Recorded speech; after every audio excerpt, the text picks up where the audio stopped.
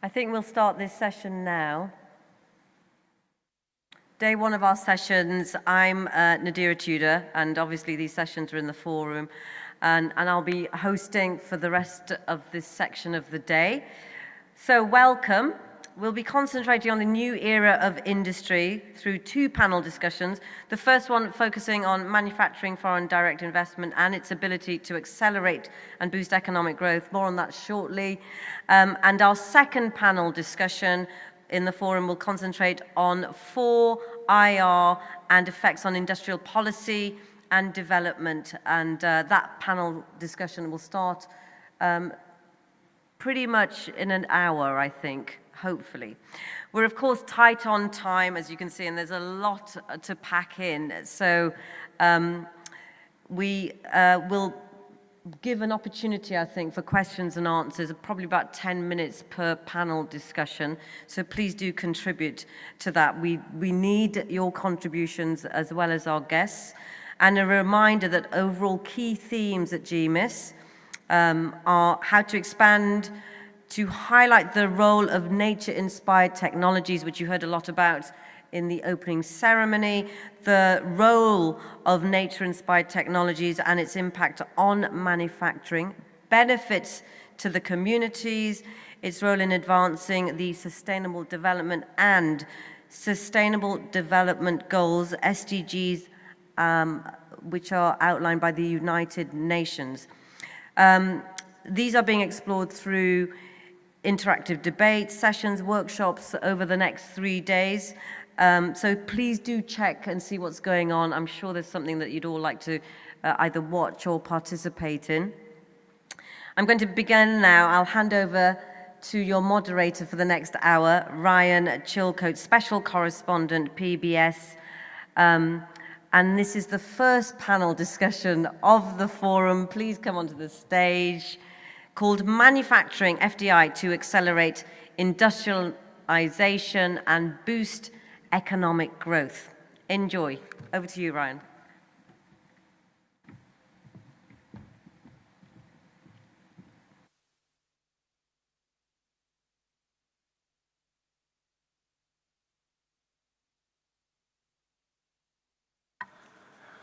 Thank you very much, Nadira. Hello, everyone, and welcome to the very first discussion, as she was just saying, of the Global Manufacturing and Industrialization Summit. I was about to say, let's hear some noise, but yeah, there we go. We got a boisterous crowd. It's not about quantity, it's about quality. I'll point out this is the first discussion to ever take place in this hall. And it's pretty extraordinary, 5,000 seats in here. I'm impressed. I just hope that this being the first, that the Russian expression «Первый блин всегда комом» не относится к нам. I just hope that the Russians have an expression, the first pancake is always a flop. And I was saying I'm hoping that that's not going to apply to this session. My name is Ryan Chilcote. I'm a TV host, longtime business watcher. Delighted to be here in Yekaterinburg. Was first here in 1994. Good to be back.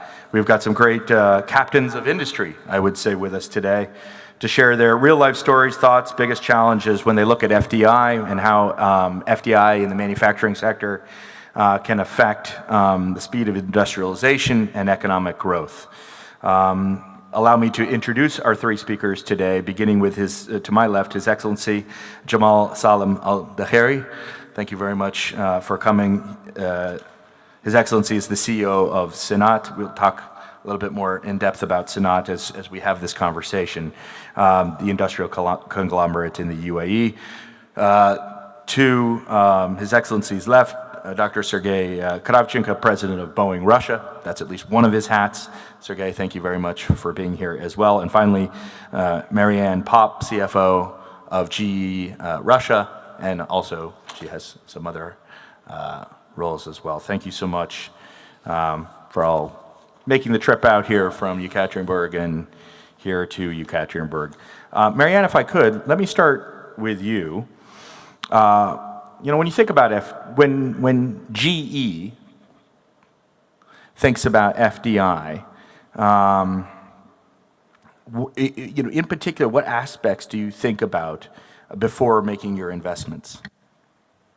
So GE really is a truly global company, right? So we generate the majority of our revenues outside of North America. And we typically don't do this by just flying in and flying out, but we really look at building sustainable and substantial presence in local markets and having a truly global footprint, right? Now, the sectors that we're most active in, I'd say, energy, healthcare, are sectors where we see huge demand for enhanced infrastructure and therefore also a lot of demand for investment, for FDI, right?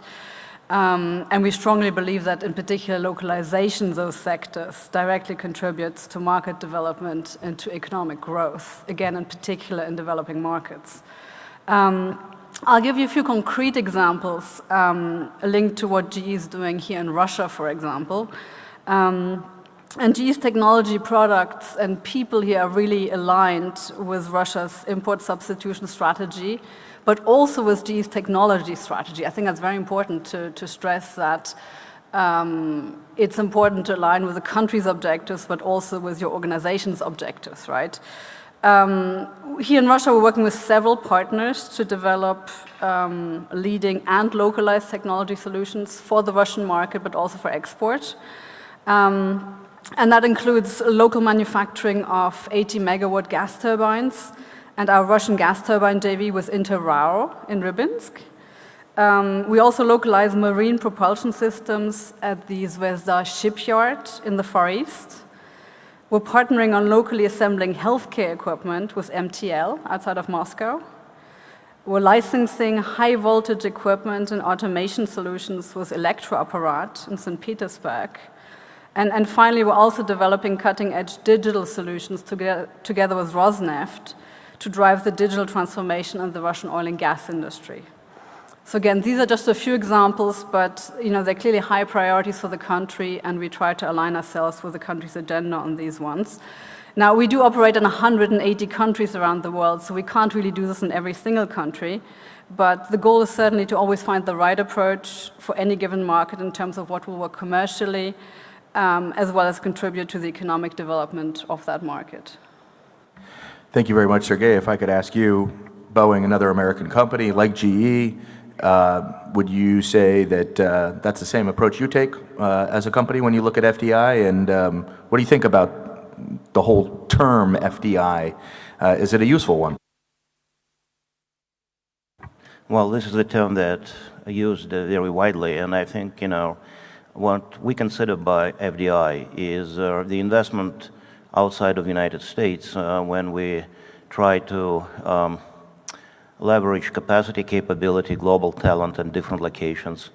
And of course, the market access is also very important. That's why we're really big in China, India, Brazil, UAE, Qatar. But I would say that in Russia, the main motivation many years ago in 1992 was not the market access, because when we began to work over here after the Cold War, and we mostly were interested to leverage the unique opportunity and work with the former Soviet and now Russian engineers and scientists on the projects like International Space Station. So that's a true joint venture, 50-50.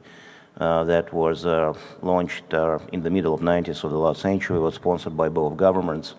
And we still enjoy this unique project flying on the orbit. And I had the privilege to sign on behalf of the company the extension of the operational contracts for International Space Station, because the Boeing company is the main contractor for NASA for this project through 2024, and we also opened the largest outside of the United States engineering center, leveraging the great heritage of the Soviet and Russian aviation industry.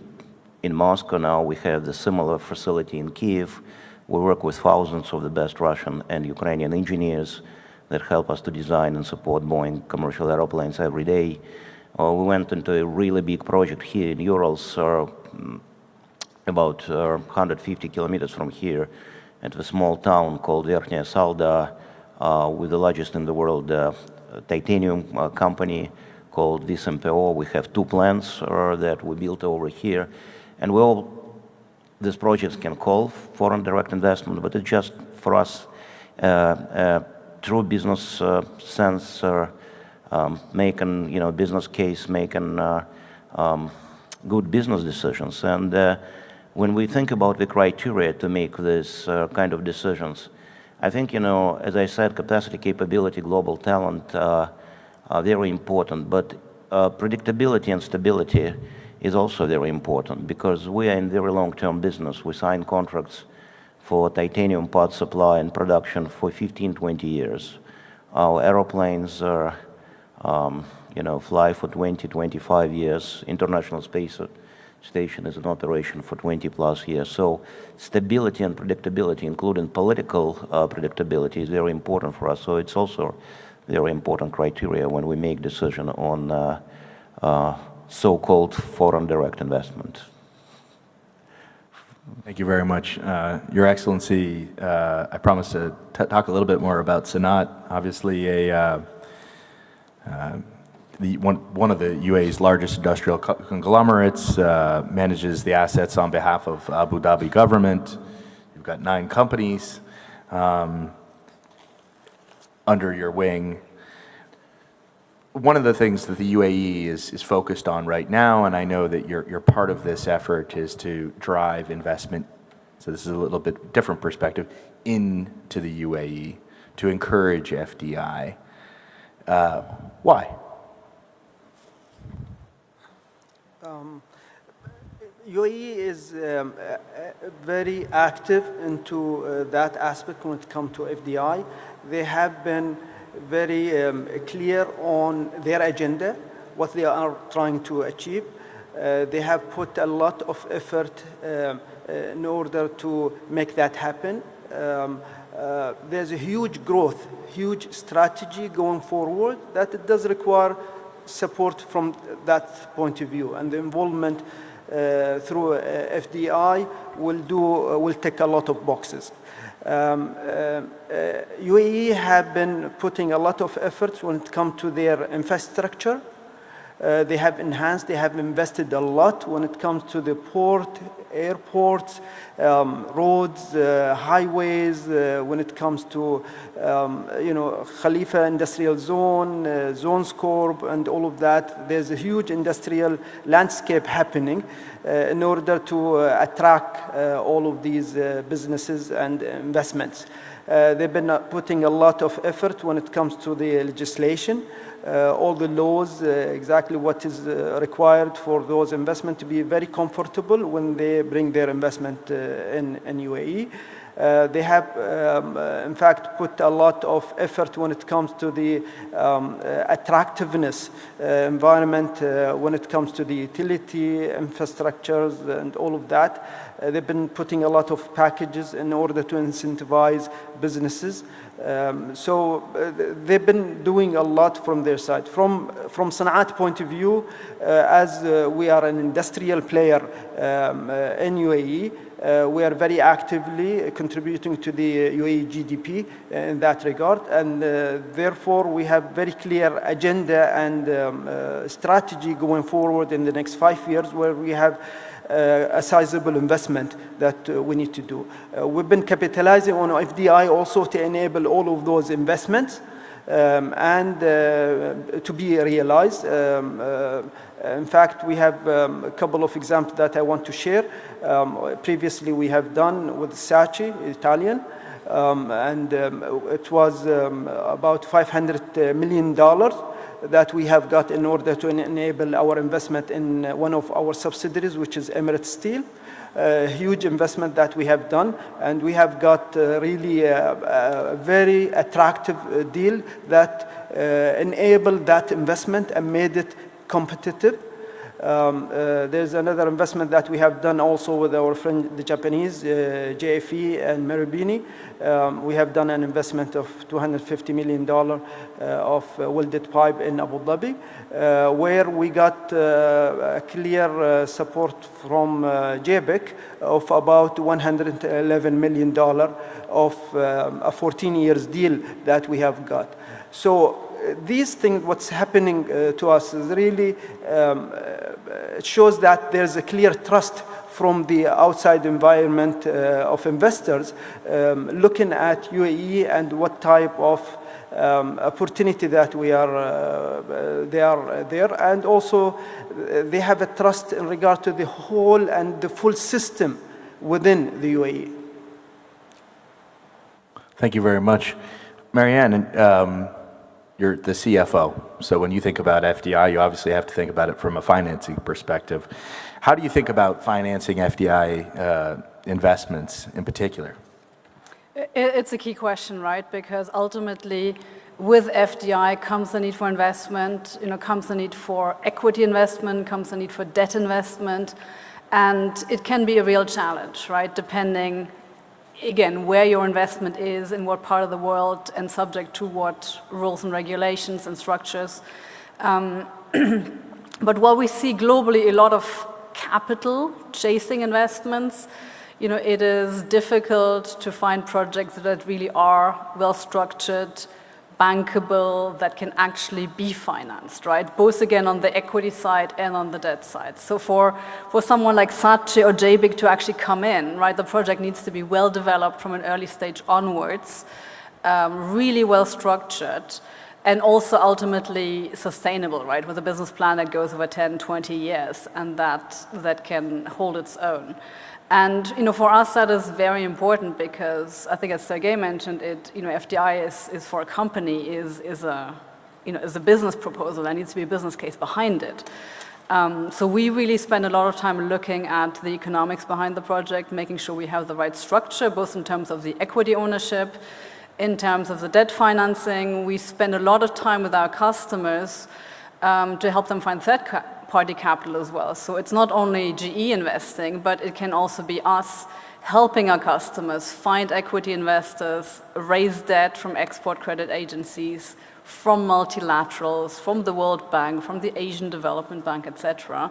So we also spend a lot of time as an advisor kind of helping people put together their financing structures, because ultimately that is essential to get these projects off the ground. I mean, you're looking sometimes at investment projects, in the range of 100 million, 200 million, 500 million, $1 billion, and it takes a special skill set to structure those.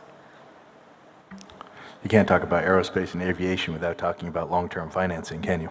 Well, I think that when it comes to our business, when we make a really big investment in the country, even we're 100% private company, we cooperate between the largest U.S. exporter, the Boeing company, and the country. Let's take China, for instance. About a year ago, we announced and opened the completion center, 737 completion center in China. There were a few regions of People's Republic of China that wanted to have this facility, and the regional support was a little bit different in different regions, so that was an important part of the decision. In Russia, for instance, two of my largest projects are positioned in the 3 economic zones. So we operate, for instance, in the Russian Titanium Valley here in Urals, and we partner with a private company, the Sempor. We have a joint venture, 50% joint venture, 2 plants and 1 research and development center. But our partner for both companies, for the Sempor, the Russian company, and the Boeing company, 2 private companies, is the Russian government, because they announced and created the 3 economic zone, and they give definite benefits in terms of taxation, custom duties for companies registered in this special economic zone. And stability, predictability for the long term of these commitments is really important for our business case. The same applies to the Russian Silicon Valley called Skolkovo.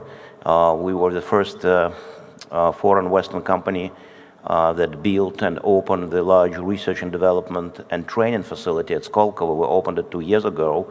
We were the first, but the agreement that we signed to do that was done during the state visit that President Medvedev at that time in 2010 paid to President Obama to Washington, D.C. So, this shows that all these projects are long-term commitments from private businesses, but also from the governments, and that's really important part of our consideration when we make big investments. And you mentioned geography within countries, talking about competition within, for example, Chinese regions for your production facilities or for your business within China, and same in Russia.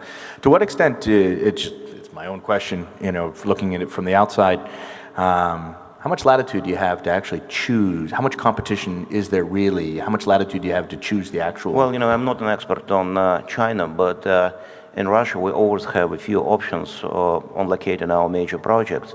And, it's not a secret that we discuss these projects because they are huge. They are the largest contributors to the bilateral trade. They are very long-term.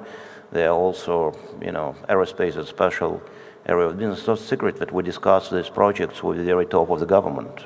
So people who were on this stage just before us, Minister Manturov and the Deputy Prime Ministers, they are very much involved in this.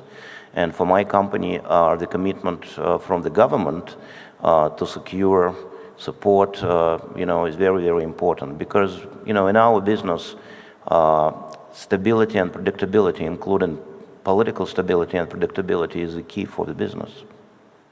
One could make an argument that Russia has not been the most predictable place to do business over the last couple of decades, but...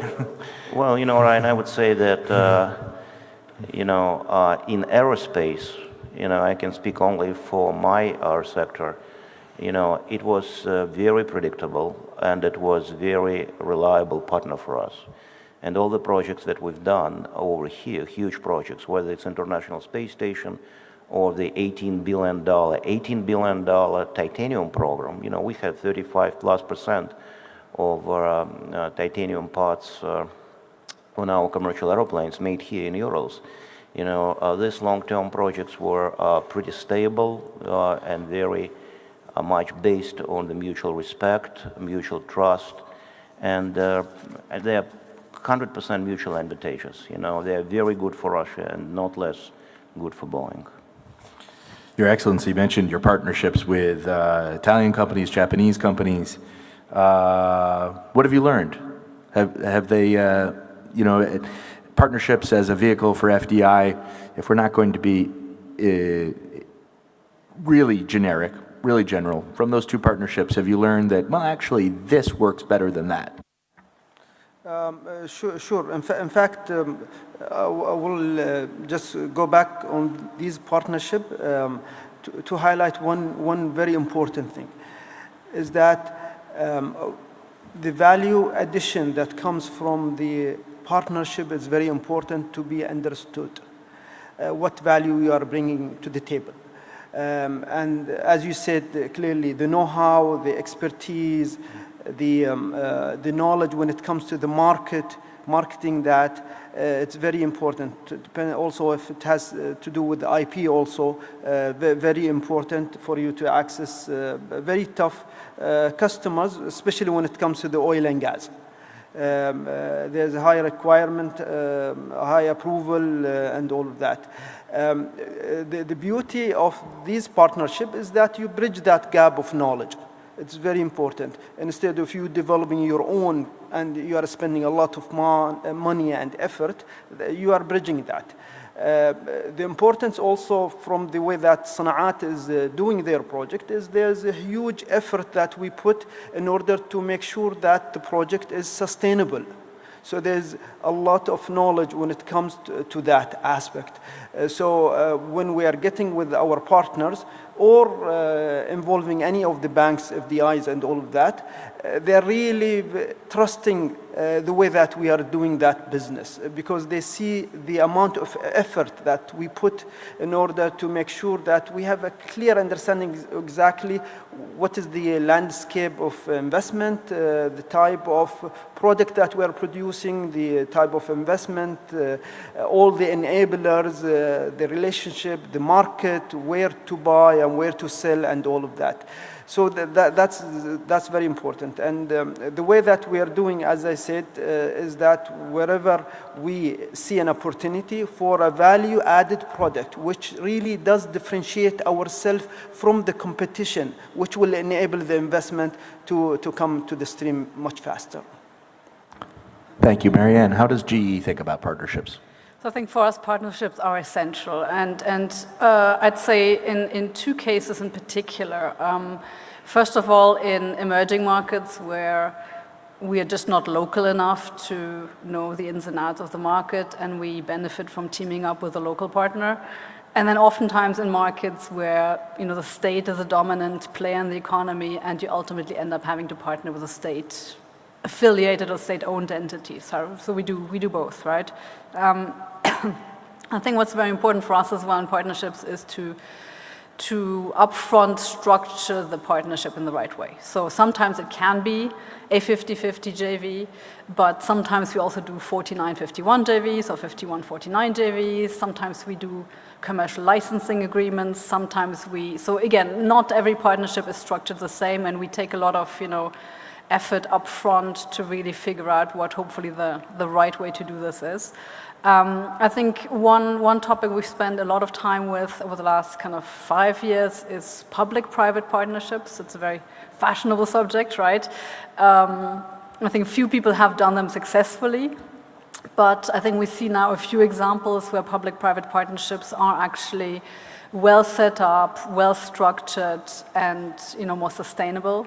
We have invested in a few of them in Turkey, for example, in the healthcare space. There's been a lot of new build hospital projects where we have provided technology solutions, but also partially invested in those projects, and then again helped arrange the financing structure for these PPP projects. And I think it's a little too early to have the final verdict on those, but they look very promising.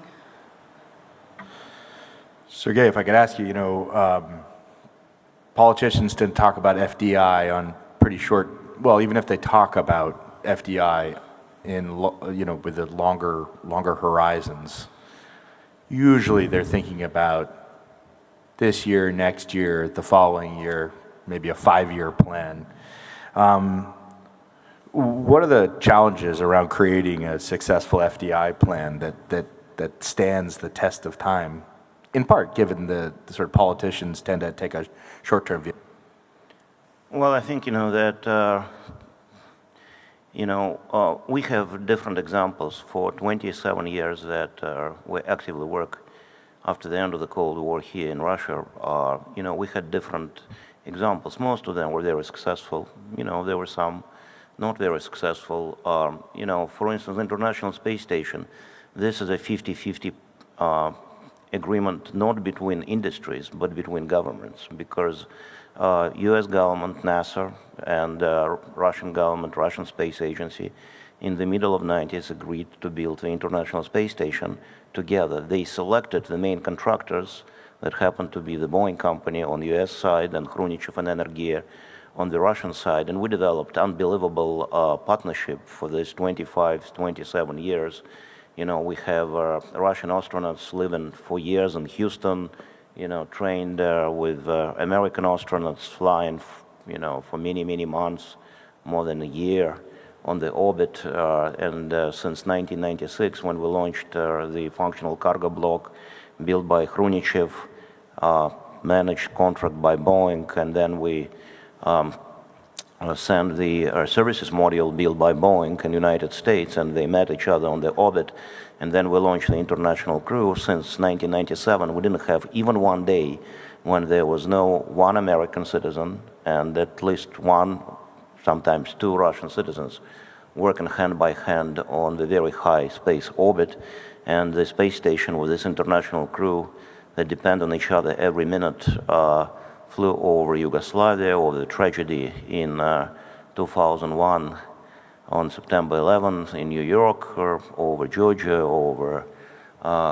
Crimea, Ukraine, and we hope that they will still fly, for many, many years working together. And it's a great example, but that's a partnership between governments, joint venture between governments. Now, when we began to work on another project, called Sea Launch in the end of the 90s. That was the first private joint venture between the Boeing company, Ukrainian, Russian, and Norwegian partners.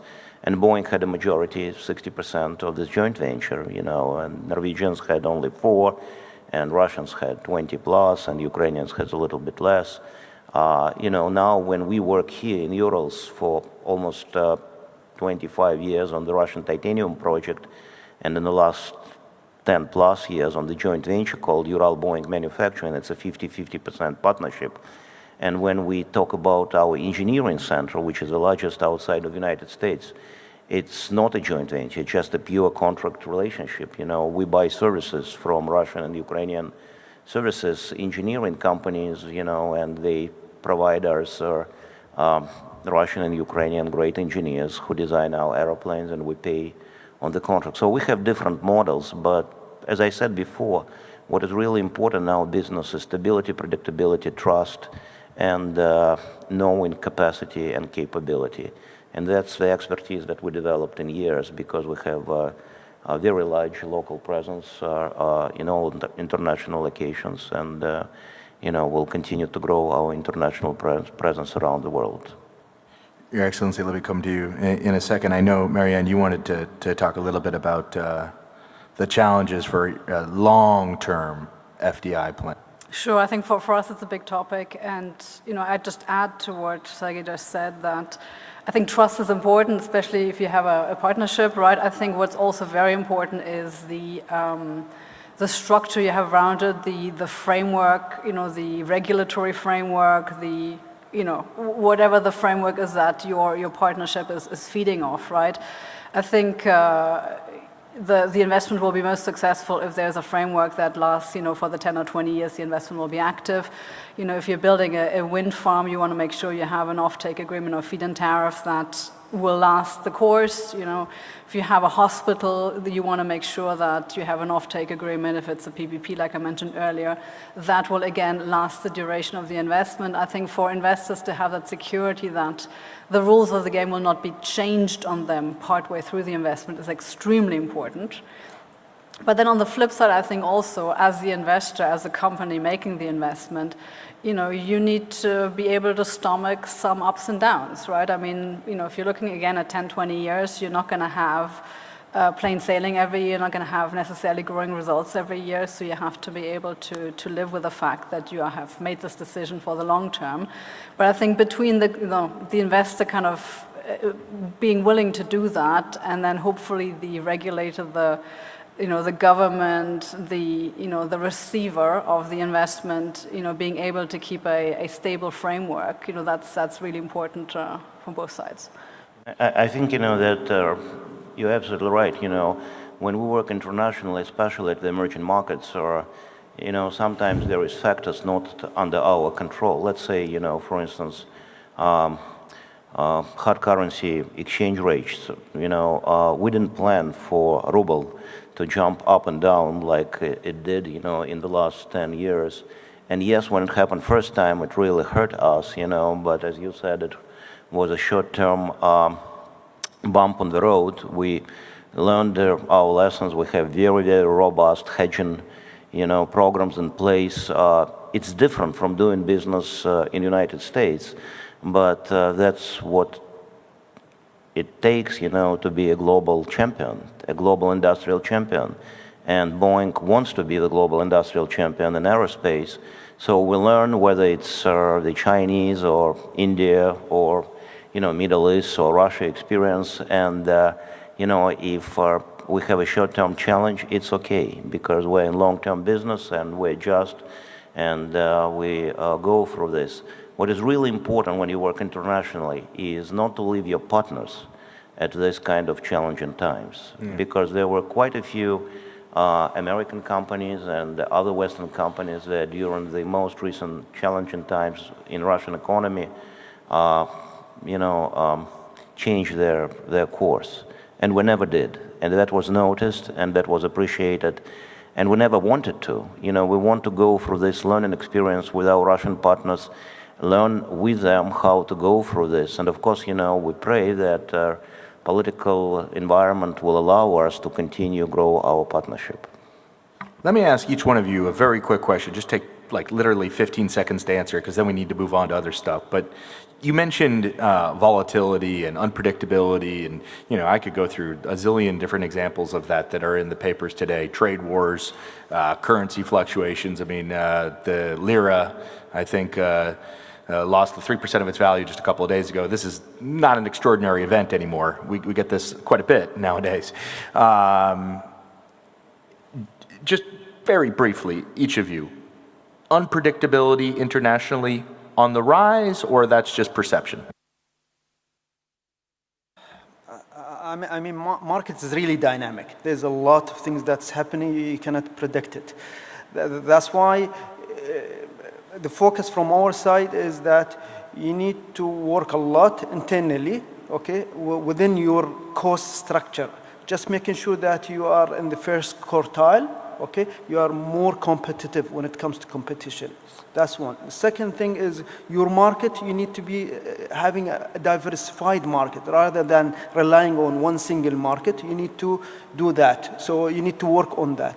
Third thing, you need to work on your product mix, making sure that your innovation is always happening and you can really co-op with the change in the customer's requirement and all of that. That's very important. Well, I think that it's a fact that the political and trade environment is very different right now. But in our business, we have huge responsibility for hundreds of thousands, maybe millions of jobs in the United States and at the international locations where we work. Let's take Russia, and former Soviet Union. We placed here almost 500 airplanes. Half of the passengers that fly in this huge region fly on our equipment.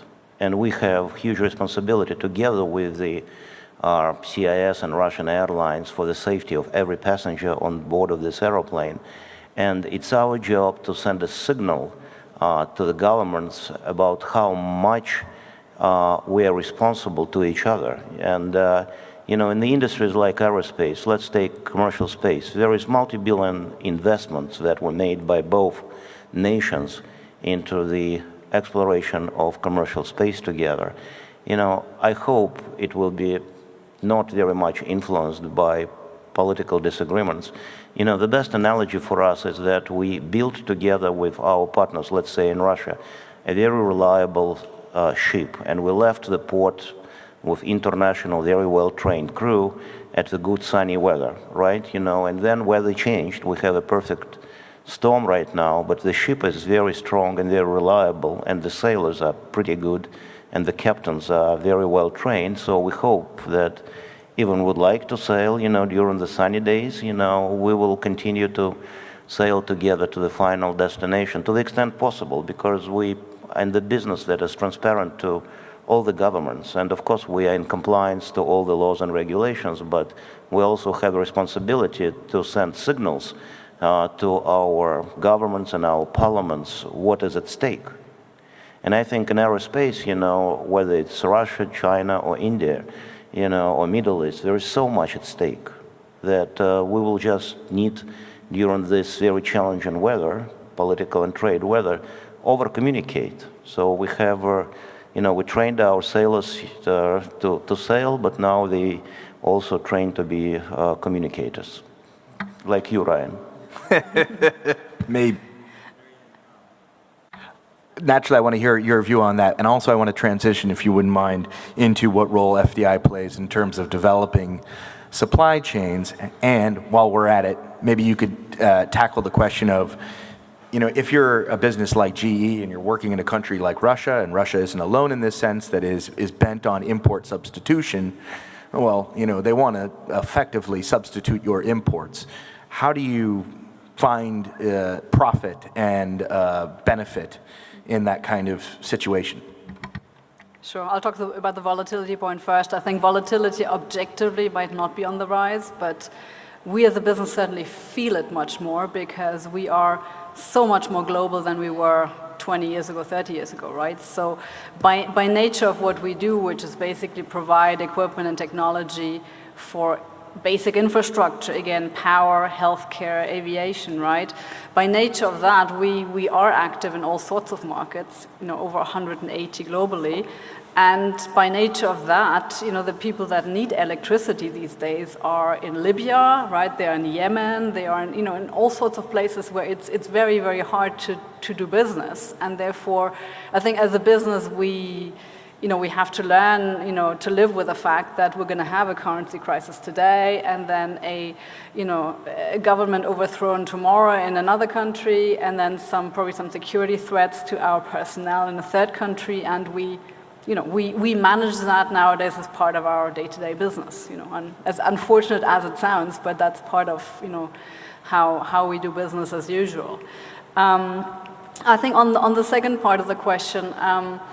For us, the development of supply chains and sourcing strategies is very much linked to FDI, to localization, and to all that, right? Because ultimately, when you make an investment in a country, you also should think about localizing the supply chain, right? And developing local suppliers, qualifying local suppliers, and and that gets you to that kind of import substitution point as well. We've been doing this for a long time. We have a very good example actually in Saudi Arabia, where we have about 7 or 8 years ago built a gas turbine repair facility, and over time we've qualified over 150 Saudi companies, including small and medium-sized enterprises. And nowadays it's the biggest gas turbine repair shop we have, and it actually exports the suppliers that we helped qualify and build up, export to Europe, to the United States. And it's a very nice success story of how you can really build a whole ecosystem around, a manufacturing facility, a service shop, a repair shop, or whatever you are creating. But it does take time. I mean, that story took 6, 7, 8 years to come to fruition, right? Overall, obviously, how do you make sure that, the import substitution doesn't end up in you being substituted, right? It's a tough one. I think, overall, again, we do most of our investment as partnerships set up for the long term, which typically means that we are in it as a shareholder, as a partner over the long term as well. And that typically enables us to kind of stay active. Sometimes people think that to do business in a very difficult, unusual places is hard. But, we learn how to do that. It's a fact. Our markets grow in the places where we didn't do business before. So we have to learn. It's just, the reality. And we're doing this, with the maybe not very fast speed, but as fast as we can. But I would say that there are some locations, like Russia, for example, when it's 100% two-way street. For instance, when we began to work on the International Space Station, when it comes to some of the best management techniques or lean principles, our partners learn from us.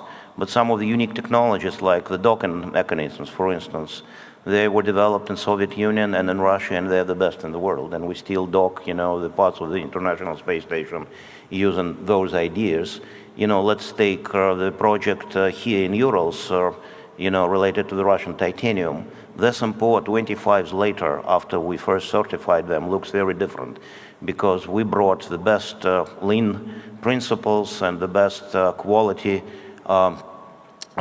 systems to this plant, because it's part of our certification. We certify Russian partners like we certify any suppliers. But, we never expected that we'll learn so much from a Russian metallurgist. We developed, quite a few titanium alloys, new alloys for the world, based on some expertise that we didn't have back home. So, it's a two-way street. And, in India, for instance, we have some of the best scientists working for the Boeing company that were born and raised in India, and they're our technical fellows, on the par with the best scientists that work back in Seattle and Chicago.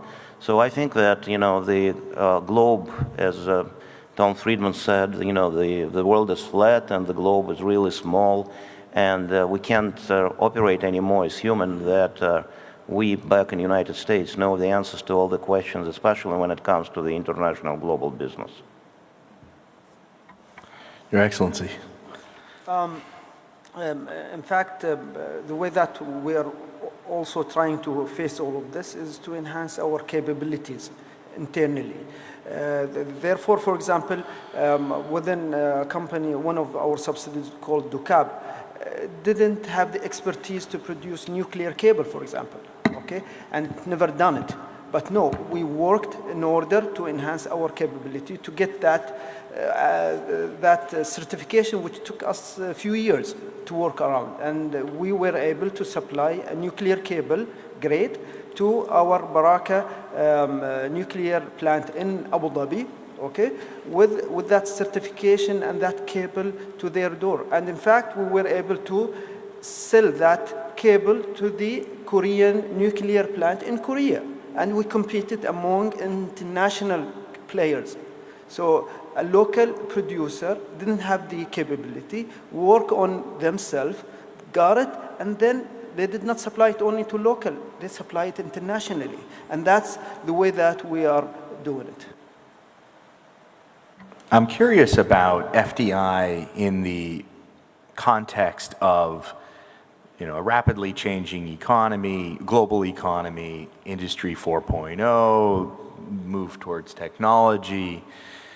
When I think of FDI, I think of people building factories and stuff. Physical things. But in the future, I guess perhaps these physical things might be a little bit less important. How does the new economy change? How is that going to change how we look at FDI? I'll take a stab. I think you're right. I think... is it a massive change or not really to how you think about FDI? I think it's just starting, right? So it's a little hard to see how it's going to evolve, but I mean, I do picture a world ultimately where FDI is not only building a factory here or a power plant there, but it must be also, investing in technology, in software, in joint software development, in localization of software development.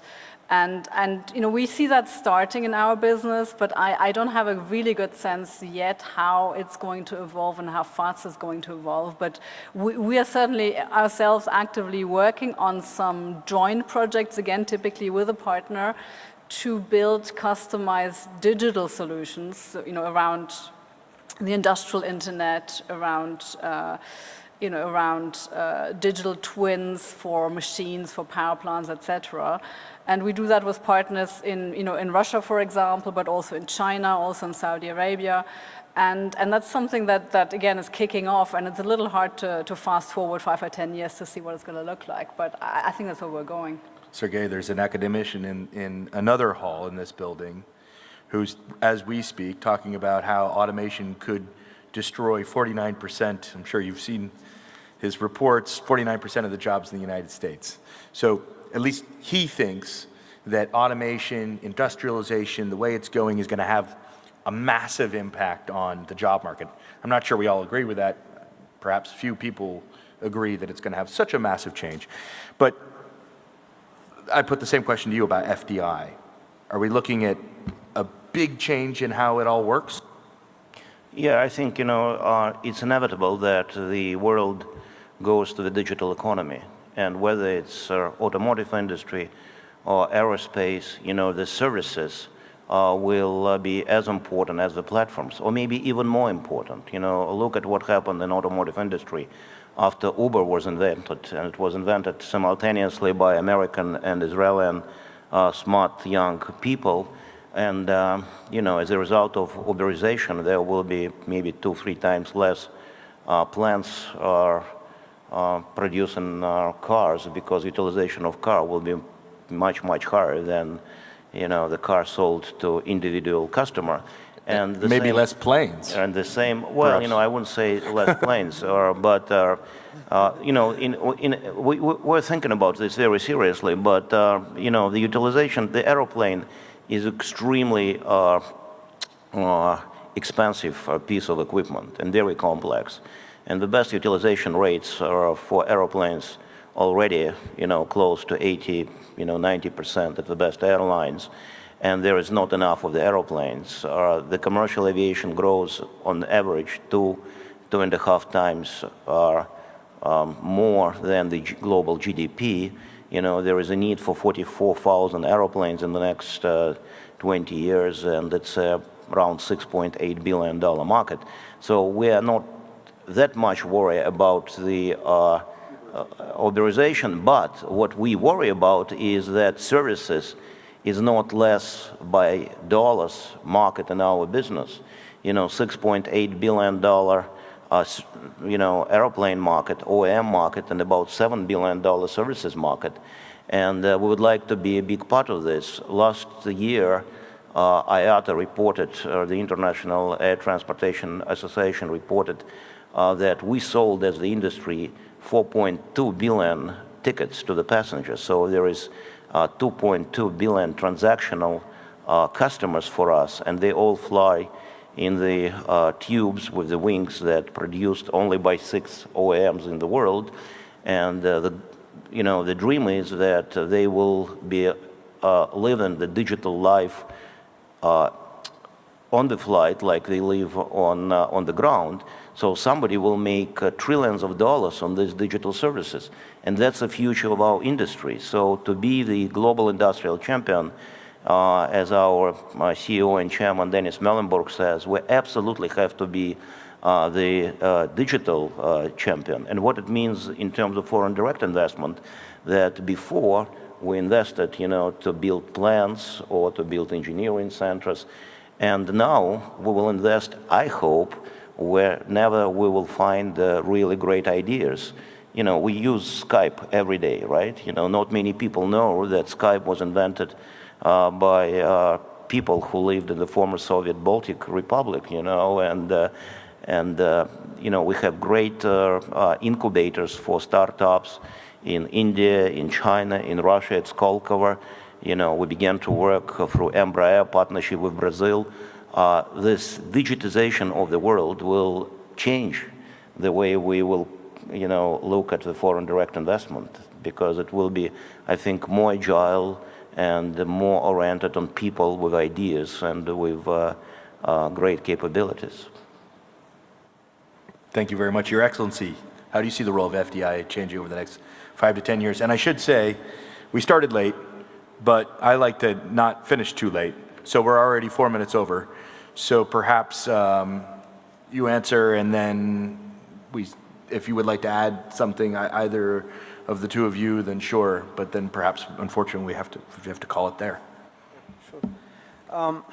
As I said, FDI is very important. The world is going into a different arena at the moment. There's a lot of things dynamic and all of that. Of course, a lot of startup businesses need to be supported, which has no history, has no record of robust in terms of their business and all of that. So I think FDI need to have a different way of looking at those new businesses, where it can enable them, support them in order for them to come up to life, basically. And that's very important. We went through this exercise with a lot of FDI discussion and all of that, and it was very detailed, and that's good, for us, because it makes us comfortable. But looking at the new businesses, I think there should be a different view on that. All right. Did either of you want to add some final comments, or should we leave it there? You've been I think first of all we have to thank our excellent moderator. And also, always a salesman. Thank you very much. Let's thank our panelists. Your Excellency Jamal Salam Al-Dakhari, CEO of Sanat, Sergei Kravchuk, of course, the president of Boeing, and what we didn't get into is also has a different hat in that goes beyond Russia with the business of fostering innovation at Boeing and leading that effort. Marianne Pop, CFO for GE, thank you so much for joining us. And please join me in thanking them for showing up here, and thank you.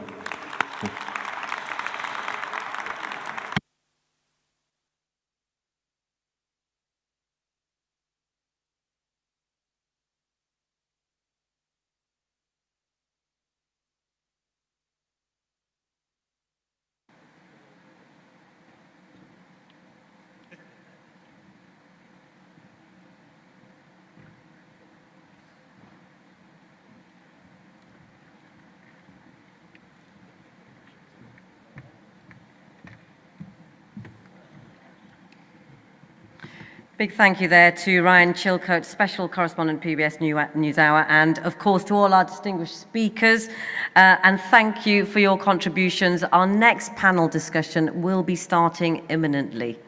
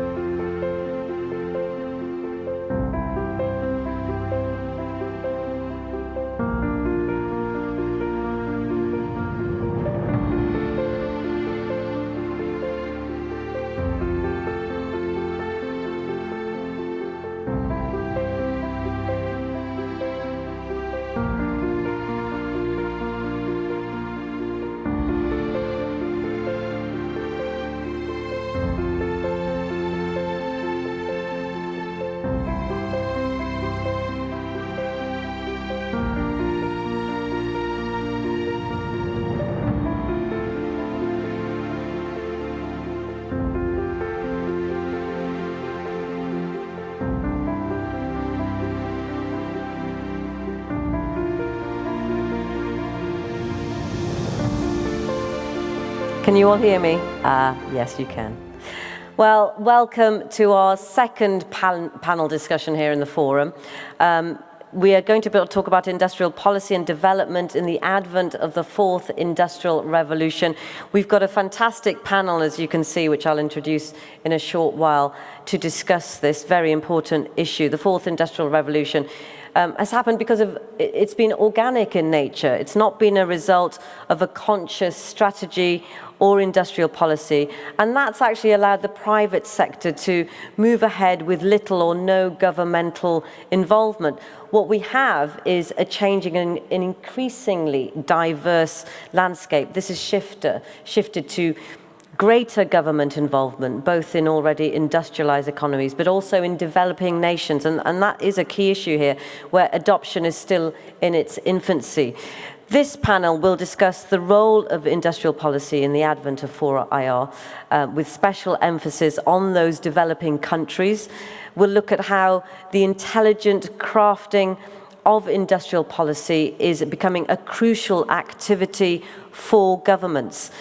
On our panel today, we have Professor Luciano Galvão Coutinho, invited professor from IE-UNICAMP from Brazil. Thank you very much for coming here today. Dr. Yoonju Kim, Chief Innovation and Partnerships Department, Telecommunication Development Bureau, International Telecommunication Union. Thank you, Dr. Kim, for coming here today. Mr. Hiroshi Kuniyoshi, Deputy to the Director General, United Nations Industrial Development Organization, known as UNIDO. And of course, His Excellency Cham Pradesh, Senior Minister of Industry and Handicrafts from Cambodia. Thank you all for coming and taking the time out to contribute to this very important summit that we have here, GMIS 2019. Now, the aim of this panel is to discuss the role of industrial policy of 4IR. The conversation will focus on opportunities and barriers from governments and their interventions, the dual need to foster adoption of 4IR technologies, and on the one hand, while mitigating outcomes of the same on the other. In this discussion, as I mentioned before, we have got a special emphasis on developing countries, and we'll start, I think, with an opening statement first from each of our guests, which will last about 2 to 3 minutes, and they'll explain their interest in this, their thoughts, and where we're at from their perspective. If we could start with you, Professor Coutinho, please begin. Yes, it is, first of all, thanks. It's an honor to participate in this event, in this panel. But let me start saying that the governmental policies were in the fourth revolution from the beginning.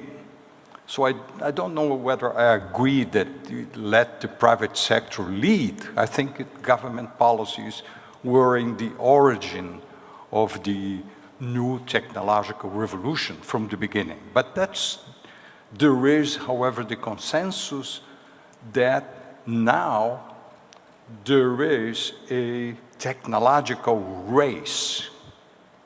Leading developed economies have very deliberate strategies. We started with the US Advanced Manufacturing Program in the 2010, 2012, the German 4.0 strategy, and then the China 225 strategy, the Korean strategy, the Japanese, the French strategy. So all important developed countries and developing economies have strategies. So time is running, and I think there is an urgency to catch up. And emerging economies that are not moving or preparing to move fast may become obsolete in this new order and may be excluded from the new framework that will be emerging in the global division of industrial labor, So industrial policies are more important than ever. Now, those industrial policies must change its framework. We have to rethink the nature, the programs, the tools, and the way the industrial policies operate in order to tackle these new challenges. And among those challenges, one is the most difficult, is how to induce small business to join, because big corporations will be capable of moving or perishing and opening up the space to others, but SMEs does require special attention.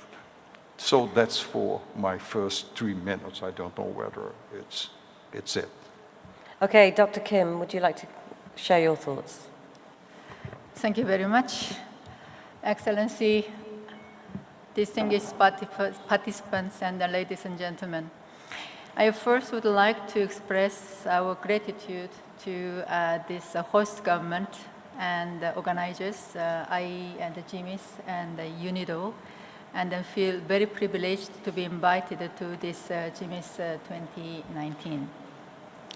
Yes, ITU as a UN specialized agency is known for telecommunications, and now we talk about digital technology, has been evolving and innovating along with the technologies and associated policies and regulations over 150 years with the aim of connecting the world and especially unconnected.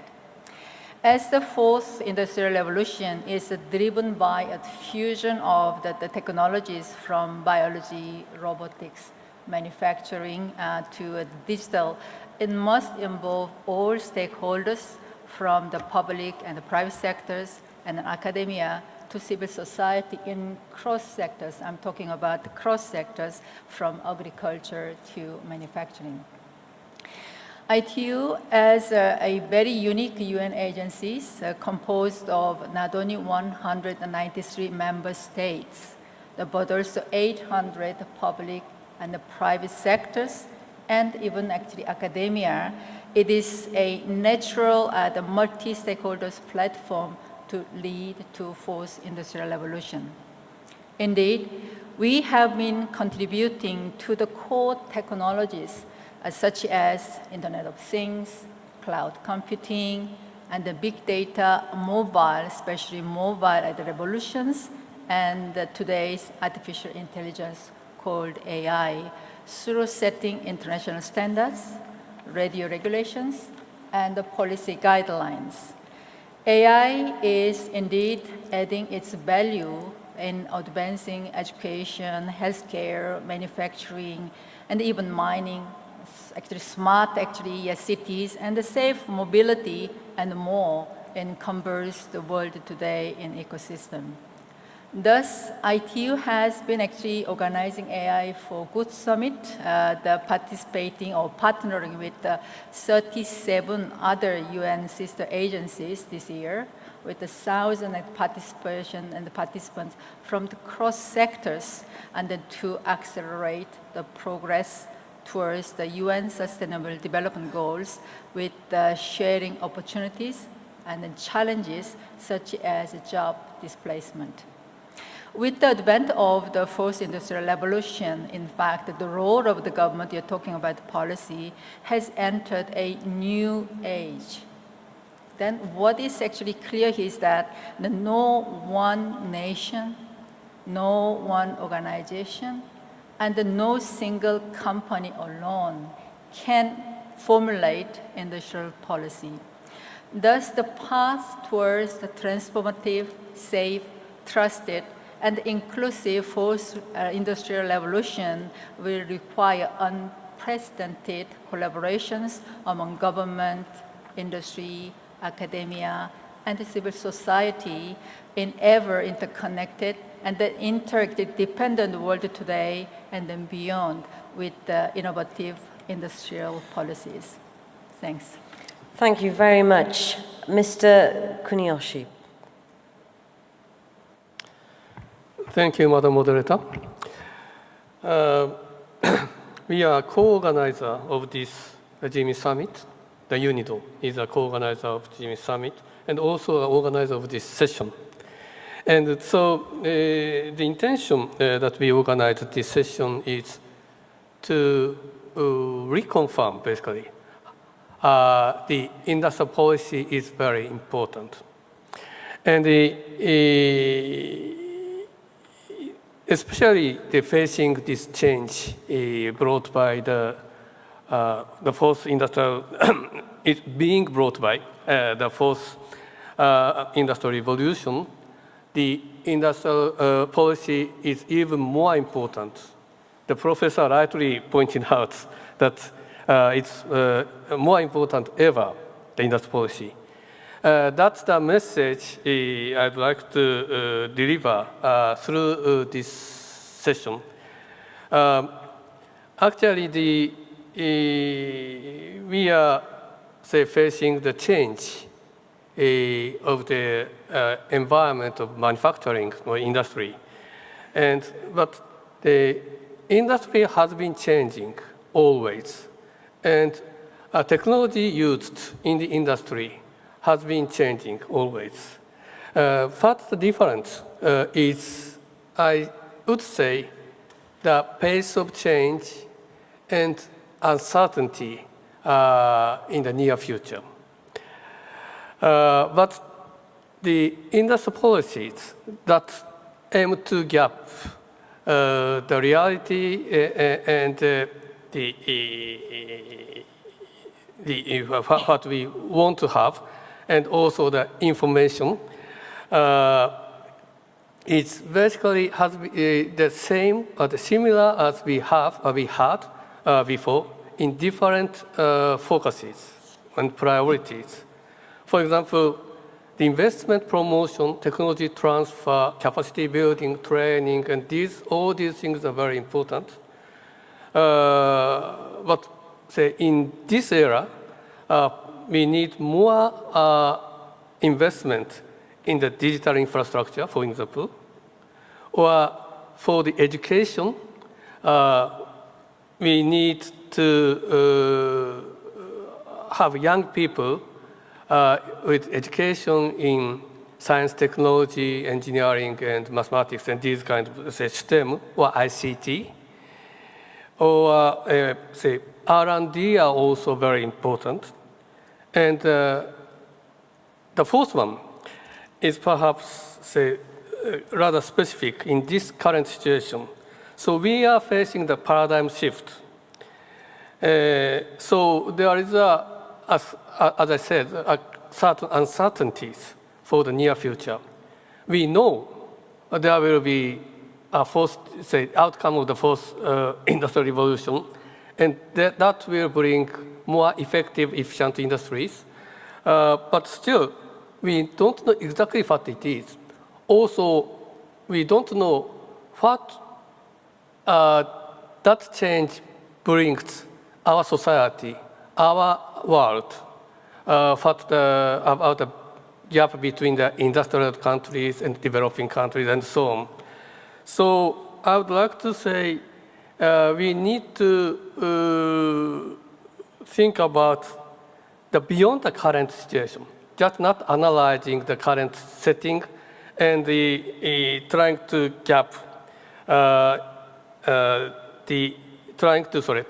address the gap in the current situation within the current framework. Rather, we should think about the beyond the current situation and to have a kind of flexible strategy for the near future, putting emphasis on the education and partnership. For now. No. Okay, thank you very much. His Excellency. Thank you, Nadira. I come from Cambodia, and you know this is a small country with a population of 16 million people. Our economy has been going very fast over the past 10 years. We secure an average growth, GDP growth of about 7% per year. Last year was 7.5%. You may say that we have a very healthy economy, but it's just the tips of the iceberg. With the event of the fourth industrial revolution, what we have seen is that only 10 to 15% of our industry embrace the fourth industrial revolution technologies, while the rest are still living business as usual, very cozy with technologies that date from the second and third revolution. For this, as policymakers, we have to bear that in mind on how to change. We could be successful during the third industrial revolution, but we could not be successful if we are not smart enough. For that reason, for our government, we have to address the issues that are facing our private sector. Our SMEs do not understand the benefits of adopting new technologies, the 4 industrial revolution technologies. First, they don't understand why it's important for them. Second, they are afraid of investing in new technologies because they don't know what is the benefit, so they don't know. They don't dare to invest. Second thing, they lack the skill to understand the need to change. For that reason, for the government, it's very important to build public awareness for those people to understand that time is changing, the market is changing, the world is changing. If you are not smart enough, you cannot adapt yourself enough, you would lose. And what we are going to face as government policymakers, we would see a lot of bankruptcies, we would see a lot of displace of our workforce. Jobs disappeared because of automation or whatever. So for that reason, it's very imperative for the government to build the right infrastructure right away. For that reason, in Cambodia, we have set up, we adopted technologies very fast. Mobile phone, for example, we adopted 4G at the time that some developed countries have not even adopted 4G. And now, next year, we're going to move to 5G with Huawei. Not waiting, we have to adopt immediately 5G technologies. And for this, it's very important, optical cable, we build 50,000 kilometers of optical cable.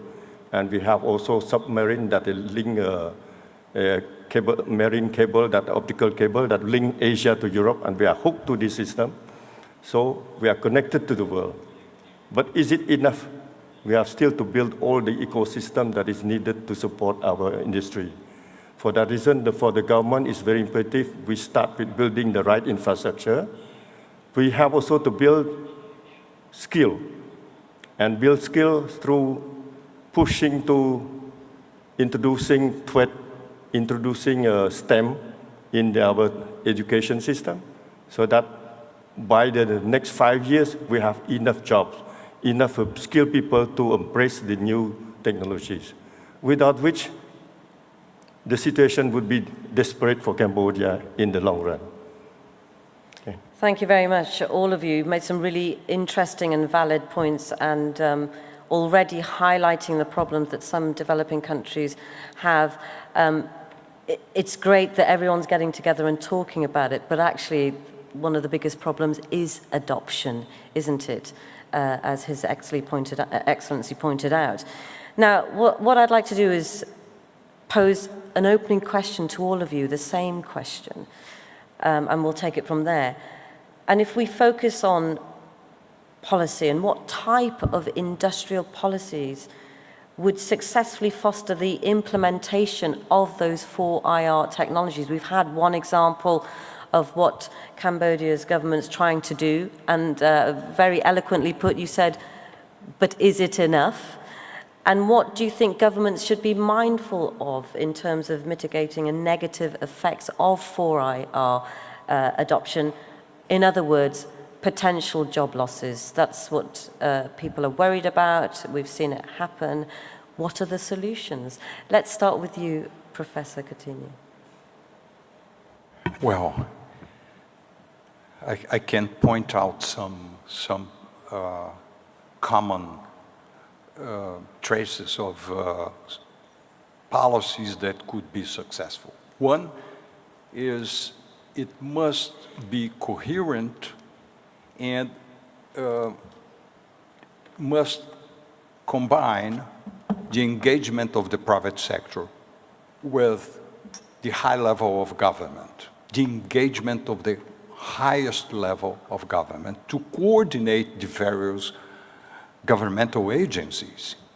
So need for much closer, coherent coordination of the policies, because policies are more complex, because you need telecom infrastructure, you need broadband, you need everything. You need new standards, standards of cybersecurity, standards of labor safety, new standards for education, you must change the mindsets towards the digital new world, and that requires new engineering, new forms of education. So there is a need for broader, coherent coordination of policies.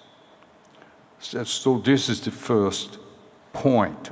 The second important point related to the adoption challenges have to do with how big leading companies may help in the value chain to qualify and to help SMEs to engage. We were discussing previous panel how direct foreign investment could be of help, but I think this is a mission for large leading companies how to help. But there is also important room for how SMEs should be supported. As the Minister President was saying, SMEs do not understand and know the benefits. So how to, and in the recent research that we've done in Brazil, about half of the companies, small firms, do not understand yet. And they do not envisage, and half of these do not envisage their future 10 years from now. So they are still in 1.0, 2.0 generation, and they do not know how to move. So I think support for a step-by-step evolution for SMEs. Now, you posed another very difficult question, which is the how to create jobs for everyone. And I think we need to revolutionize our understanding of this, because new jobs will need to be created in the service sectors in many areas that are not replaceable by like entertaining, by taking care of the older people, by psychological services, by so many new fields that is in the answer. I'm not a specialist of that, and this is priority, should be a priority in research. And this is an under-discussed issue, how to create the jobs for the future. And I think UNIDO should engage also in this topic, because industrial policies cannot evade this issue. But I will stop here. Okay, Dr. Kim. Thank you very much. In fact, that is very the important questions in this era of the fourth industrial revolution. Transformation of the world, whether it's developed or even developing countries, is very challenging or changing faster than ever in this era. However, the world may not be or cannot be transformed by the technology alone, but the shared policy with the political will and taking into account the human intelligence or even human factors such as creativity and even empathy will be the prerequisite to fit for the future and then accelerate the SDGs in both the developed and the developing countries. Having actually recognized the positive and the negative impacts from these technologies, especially these technologies from actually IT's point of view, especially even the digital infrastructure, we call it broadband or 5G in the ecosystem, ITU has been undertaking a digital transformation journey with and for our member states, or the members, including policymakers, regulators, industry, academia, you just name it. And through its mission of connecting the world, especially focusing not only digital technologies, but also digital and affordable digital infrastructure with the digital skills development, as the professor mentioned about the importance of the skills and jobs. And then according to actually our recent research and assessment undertaken in several developing countries from actually Africa to actually Asia, the ways or prerequisites to the first industrial revolution include shared vision, political will, or even political leadership, as demonstrated some African countries like Rwanda, and then transparent policy and regulations, and then required and then affordable actually infrastructure, especially digital infrastructure, and then talent, and then most importantly, the champions, and then capital and the resources, and the markets fostering startups, and then SMEs, especially SMMEs, and then entrepreneurial and the innovative culture. Indeed, the digital technologies and the affordable and the infrastructures are leading to huge actually potentials for transforming digital economy, or even this fourth industrial revolution in cross sectors such as agriculture, manufacturing, mining, and so on in general. It is thus very, very important that the countries, especially developing countries, and develop and then adapt their own industrial policy, customized for their reality in digital ecosystems in the advent of 4IL. And then coming back to your job, this is actually our big debate in AI Summit and then a couple of weeks ago in Geneva. And then many are talking about we are losing jobs, and especially introducing and advancing this AI or even fourth industrial revolution. But let me just quote some kind of recent study. According to CNBC study and an article, and the robotics or robots may replace 800 million works by 2030. It's very scary. But another study that actually I just read that in the plane last week, in South Africa alone, you know that South Africa is one of the country who is very devoting and the leading towards the fourth industrial revolution under the leadership of actually its president. And then they say, and then they are going to they may create the job and 4 million jobs, and then online actually economic growth, and then enormously. So this is actually, and then South Africa alone. So this is like a debate. And then IT also undertook some study, and actually by the Professor Rahul Katz. And then he analyzed 3 different steps. One is construction and the manufacturing effects, which means through, you talk about, I think the minister from Cambodia talked about, you already trying to introduce now the 5G from the 4G. In order to do that, you need to build the infrastructure. So it can create the job like any other infrastructure. And the second effect can be innovation effect, which means AI for other sectors I just mentioned, from agriculture, education, health, whatever. So it can be very creative, innovative jobs can be actually created. Another kind of effect can be spillover kind of effects, meaning efficiency. Or even actually the world today, you cannot just live without this kind of technologies. So yes, you may have immediate kind of a job loss, especially low-skilled jobs, but it has a huge potential with the high-skilled job.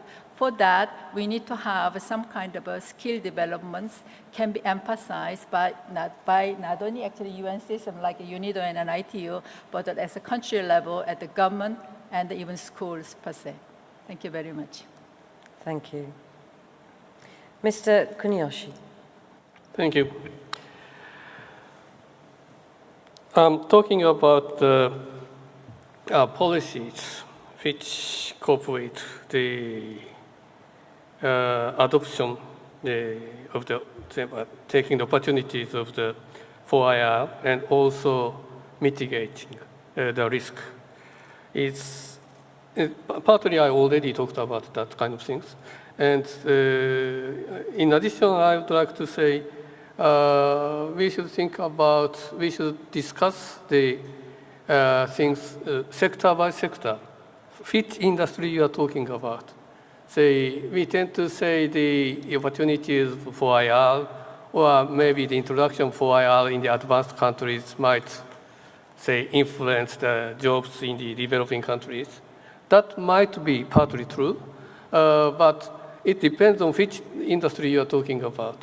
So if, say, there is some kind of risk you identify in certain industry, you have to think about how to prepare for the coming, say, problem by, say, retraining the workforce or to give the different type of job and these kind of things. And for the industry, but still, say, for the time being, seem to be strong enough, competitive enough as the labor-intensive industry in developing country. You can gain some time to prepare. So, but overall, perhaps what we need to think about is to own your own capability. That's the key word. And how to gain your own capability is analyzing the current situation and, say, having the good training, a good education of the people, and eventually to think about the whole transformation of the industry as a country. That's more or less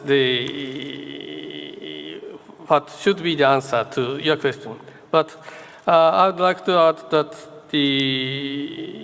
for that, I think the partnership or the cooperation with the government and international organizations like UNIDO or ITU, or say some other entities, including the research institute and academia, what is the most important.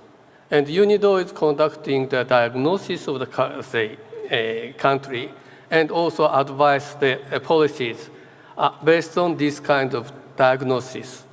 So I think we can work together.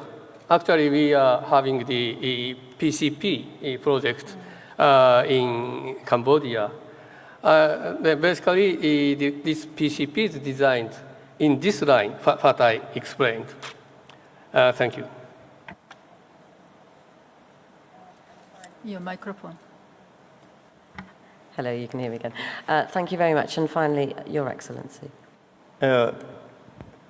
When we address the issue that the private sector is facing, what is important for us is build their ability to absorb new technologies, new knowledge, and also build their resiliency and build the way for them to adapt. And for us, it's a little bit difficult in the sense that with the advancement and the fast advancement of technologies nowadays, life cycle of products is very short. And I cannot believe in what I'm preaching. The problem is that if I go to tell the private sector, you build this, produce this product, it's going to have a life, it's very well, it's a big demand for the world for the next 20 years. I cannot trust this because the life cycle is so short. Maybe this product is going to change.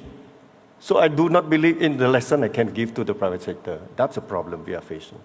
For that reason, it's very imperative also that we have to not just to educate the private sector, we have to build the linkage between industry and university or academia so that they learn from each other, they try to resolve the problem, and for the government side, we build the infrastructure that they need, or the context where they can develop this type of partnership. This is very important from the side of the government. But as I mentioned to you, the world is changing so fast. It's like we are taking the train in a big metropole. You have to change the train many stations before you go to the other side of the city. when is the time that we have to tell the private sector to change the train? This is very important for government.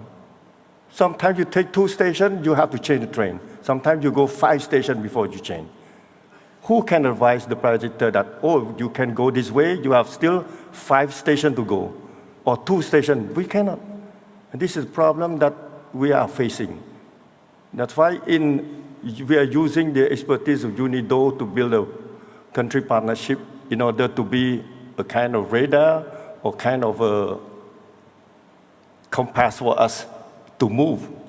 But even I believe that even UNIDO cannot advise, or even in the audience, nobody can tell me which is the best product we have to build for the next 20 years. Impossible. You see, that's why building the ability of people to adapt and be able to change on time is very important. They can change only if they have the required skill, they have the required education. That's why we are now focusing most on the education of our workforce. And the problem with Cambodia is that we have 2/3 of our population that is still under 30 years. So these people can be able to be the critical mass to adopt the new technologies because we provide them education, tertiary education in STEM, science, technology, engineering, and mathematics. And we also provide for those who are lower skilled with TWED, technical, vocational education and training. With this, I believe, would be sufficient to get more skilled people. But nevertheless, I believe that a lot of coordination with all the academy and the university and with the private sector is also important to ensure that we have the required partnership to move ahead. And this is something that Cambodia have to learn from many other countries as well. Thank you. Well, Your Excellency, I mean, you've really highlighted a lot of problems, and this theme is running through now. It's the education. So if we're looking at a lot of those developing countries, if the education policy is not working to make those decisions for the future, how are they going to be making the right decisions in terms of industrial policy? Should governments apply policy measures that don't only allow those firms investing in 4IR to increase their value, their shareholder value, but also it's about the benefits of society, the rest of society? What do you think about that? You see, nowadays there is a change of the total landscape.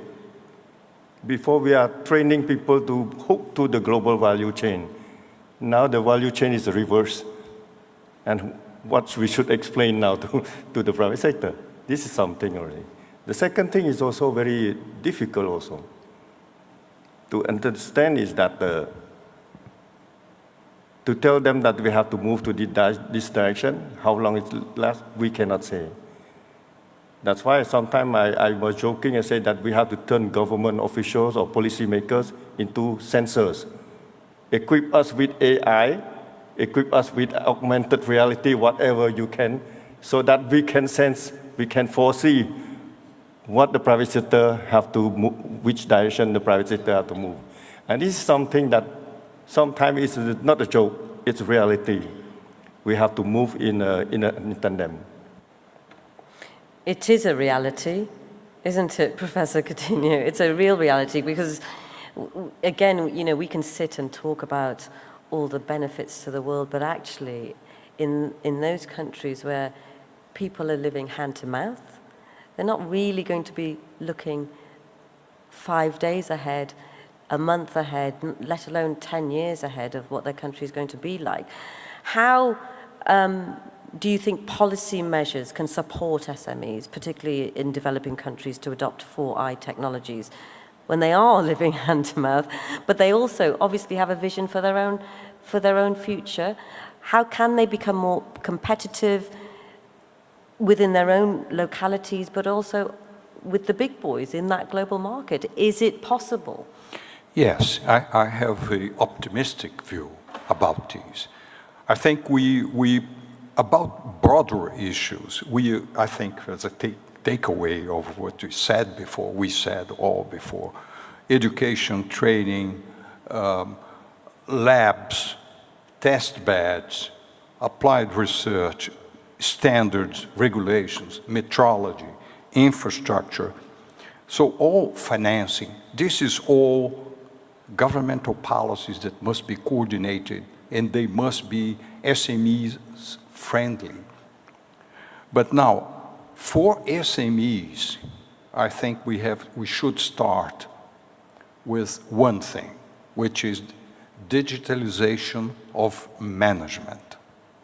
So we got to change the mindset of the entrepreneurs, and they must move to adopt our ERPs, enterprise resources planning softwares that help manage from supply chain to production to sales, marketing, deliveries, and logistics. Those softwares, however, must be simplified and customized. And there is no, those softwares are available commercially for big companies, but they're not available for small companies. And for small companies, there is a big need of customization of those softwares. So here is a space that do require policies. So that's the first step, digital management. And then to move for the digitalization of manufacturing. And fortunately, the digitalization of manufacturing can be made in a stepwise manner, because we can start with sensorization of old machines, and then sensorization and connection. And then you can take machines that have already a computerized numerical control and update that, and then connect. So you may choose to do it step by step by connecting the main production lines and then the auxiliary production line by blocks. But in order to do this introduction of digital technology in the shop floor, you need also customization of engineering services. So there will be a lot of demand for engineers, software process engineers that can help for the process of evolution until it could reach a complete integration of the plant, and then a complete integration of the supply chain, of the whole value chain. So this must be a planned process. There are interesting experiences. For instance, Germany has a program for the full digitalization of the supply chain of the capital goods sector, and has a successful program in how, so we should extract lessons for the successful programs in place in many areas, in many countries, and then move. That requires support for integrator engineering firms, need the support in financing, in support in preparing those processes. So I do have it is possible, we can do it. However, it does require a coordination, does require special programs. And I think this is an area of focus for policies for the future. So, Professor Coutinho, he's mentioned the processes that he thinks should be implemented to help support those SMEs. But Dr. Kim, how can this work in developing countries? Again, we've got to look more specific. Look more specifically at the different challenges that those small SMEs are facing in developing countries. Professor's just mentioned an example from Germany. Is that possible to match models that have worked in developed countries to those developing countries? And if we look at the main regulatory challenges and necessities for those new ICT ecosystems to work as a result of 4IR, is it possible? Before answer whether it's possible or not, and then maybe actually let me just sit back. If you're talking about the regulatory challenge around that, and then this actually for industrial revolution technology is actually driven and then transferred even faster by private sector. So it is very timely and then efficient regulation to adopt and implement this industrial policy is ever challenging for both developed and actually developing world. So 4IL actually require a whole new approach in regulations. We call it the paradigm shift towards like 4IL. It means that we need to have a more creative, and then we call it then collaborative in the approach of the policy making. So neither the regulators or even government nor private sector alone will be able to meet the needs and then challenge for the fourth industrial revolutions, as a regulation in the advent of the fourth industrial revolution may not be able to actually catch up the speed of the technology revolution, and moreover is it required for more than one industrial sector due to the convergence of this technology. I just mentioned earlier about the AI. So we actually demonstrate and then AI for health, AI for agriculture, and then AI for manufacturing and so on. So which means that the sector, even we are just working very closely with now World Bank together with the Gates Foundation for digital finance. So here you can see the collaboration between the digital sector and the like ITU and the World Bank and the finance sector to bring together to find out the regulatory challenge as well as a solution. So a flexible and then light touch and then transparent, and then most importantly, collaborative actually regulation through open process, and then actually platforms participated by all actually the stakeholders, government, and then industry, and then innovator, and then academia is the key to ensure that the industrial policies for the fourth industrial revolution can be customized and then adopted for the countries, especially developing countries, to achieve the SDGs, means no one can left behind. Yeah. Thanks. If we look at that, no one should be left behind, Mr. Kuniyoshi. We're hearing a lot about the speed at which these 4IR technologies are being adopted, mainly in the developed world, obviously not in every sector, and obviously not SMEs necessarily, because there are still similar issues going on there within developed countries. So, again, if we're focusing on developing countries, what can the governments do? What can they realistically do to ensure fast adoption of 4IR in industrialized economies? And again, this question of competing on the global market. How are they going to do that, in your opinion?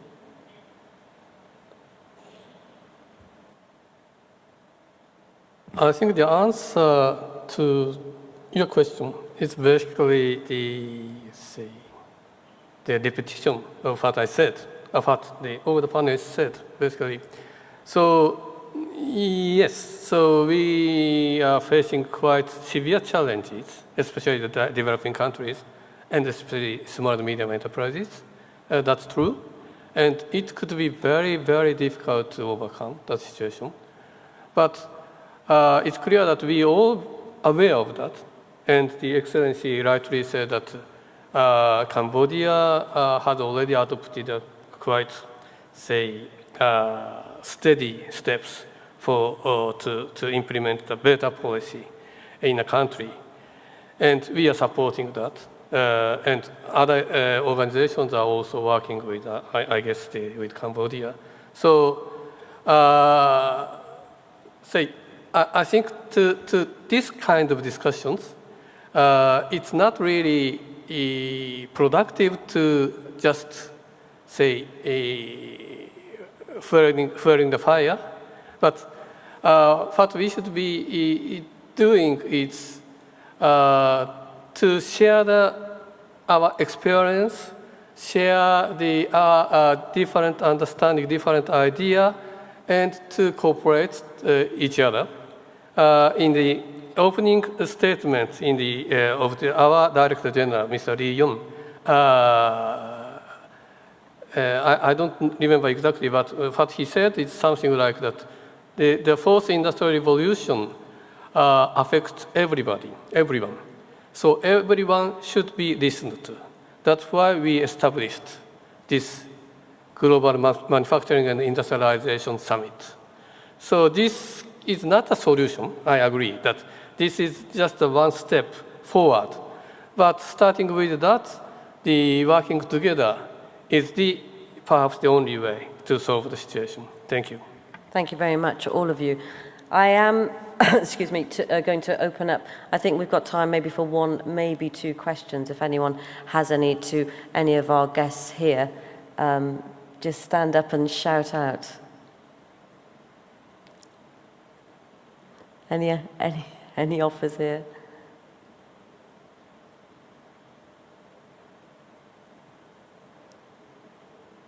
Yes, please go ahead. Ooh, that's very quiet.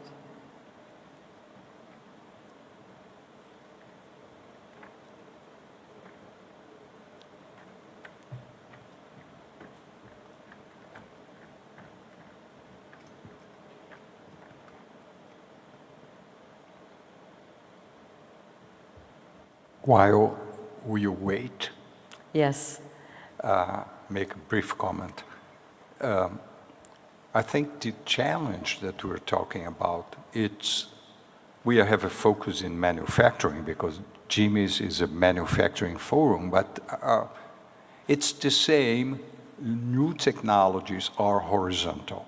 So it's the challenges for agribusiness, for particular farm sector, for farmers, for the service sector, for mining, for everything, are very similar.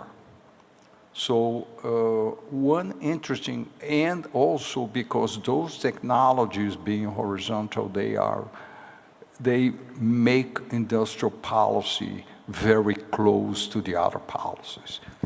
So I think it's maybe obsolete to think of industrial policies as a separate thing.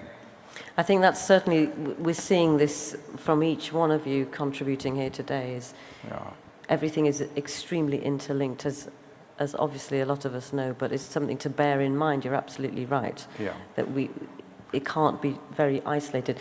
We've got a microphone now. Okay, that's great. If you would like to pose your question. Yes, I have a question. I'm not sure whether it falls under industrial policy or not, but what do you think about an entity that oversees the readiness or maturity of the manufacturing sector for Industry 4.0? Who would you like that addressed to? Anyone is fine. Yes. Do any of you want to take that question? Well, I think readiness diagnosis is a very useful tool within the policies because it makes it very clear how the whole process, evolution, in which stages we are. So it is a key concept for policy making and for policy action, because the requirements for policy in each of the stages are very specific and require specific attention. So I think it's very useful tool in policy. Thank you, Professor Coutinho. Any more?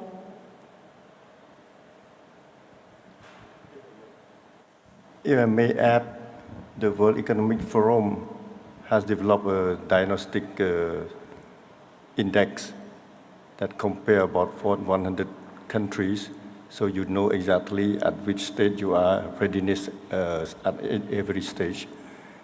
For the case of Cambodia, we are still almost 95 out of 100, you see. So that's, we are not yet ready, but at least it's a good diagnostic, but they don't tell us where to go. That's a problem. Okay, I think because of time, I think I would like each one of you now just to make a very quick 1-minute closing statement to explain your position after this discussion. Should we start with you, Professor? Well, I would say that we have a big challenge, but I'm positively optimistic that to say, yes, we can.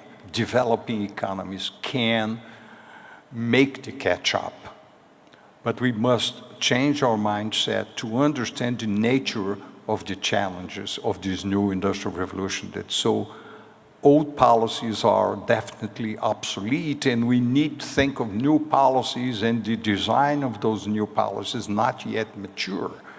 And although we know the directions, so we know how to move,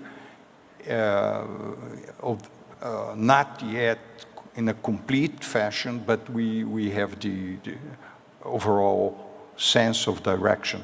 So we got to concentrate our energy in conceive efficient, customized policies. Okay, Dr. Kim. Thank you very much. Learning all these interactions today, and then we reconfirm that ITU is committed to enhance a strong and then innovative partnership with UNIDO and then other UN systems, and then develop a fourth industrial revolution technology through international standards, transparent policy, collaborative regulations, and then constant skills development, so that all stakeholders in our member states can share and shape their own policy, industrial policy, and then leapfrog in the advent of fourth industrial revolution, and then achieve SDGs targets together. Thank you very much. Thank you very much. Mr. Kuniyoshi, obviously the UN plays an important part in all of this. Please give your thoughts. Thank you. I put emphasis on the uncertainty of the outcome of the fourth industrial revolution, and also the impact of that for IR, especially on the developing countries. And uncertainty is the uncertainty. But I would like to say that that means, we can't predict that, but we can influence the outcome as well. That's basically the industrial policy or our work together. We can work together, we can, so that we can guide, we guide the direction of the fourth industrial revolution, and also the impact on that developing countries. And of course, we are ready to work for that, and in cooperation with ITC as well. Thank you. Oh, can you? I just lost you for a second there. And finally, Your Excellency.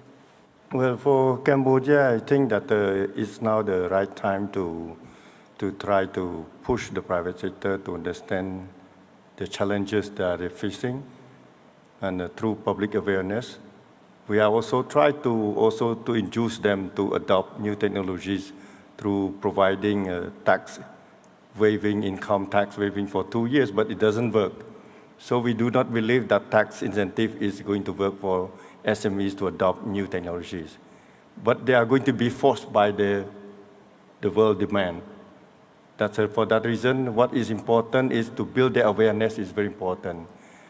Innovation center, SME incubator center, these are the things that we have to build to support them to understand the need to change.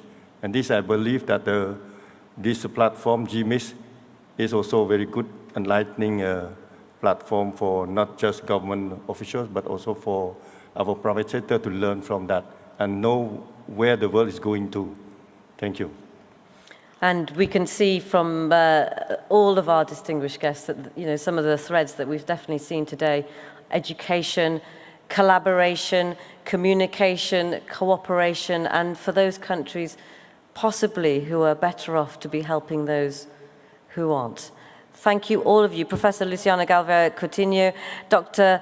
Kim, thank you very much, Mr. Kuniyoshi, and of course, Your Excellency, thank you all for joining us here and sharing your thoughts. A real good contribution there.